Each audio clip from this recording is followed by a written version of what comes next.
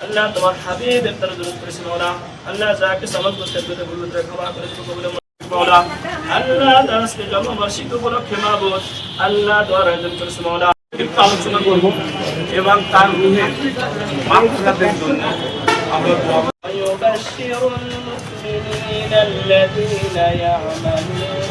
আলোচনা শুরুতেই স্মরণ করতে চাই শহীদ রাষ্ট্রপতি জিয়াউর রহমানকে, যিনি লোকের পুজোর আসে যারা মানুষকে কিছু দিতে পারবে, এবং বেগম খালেদা জিয়া, জিয়াউর রহমান, তারেক রহমান সালাম জানাই বিশ্ব মানবতার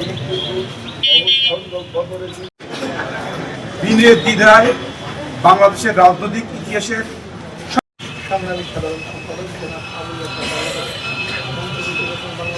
আজকে আমরা আলোচনার শুরুতেই তার কথা স্মরণ করতে চাই এই কারণে, যিনি আপসহীন নেত্রী ছিলেন, যাকে 2007 সালে যখন 1/11-এর সময় গ্রেপ্তার করা হয়েছিল, তাকে বলা হয়েছিল যে আপনাকে বিলাসবহুল গাড়িতে করে বিমানে করে আপনাকে বিদেশে পাঠানো হবে, আপনার ছেলে সন্তান নিয়ে সুখ শান্তিতে থাকবেন।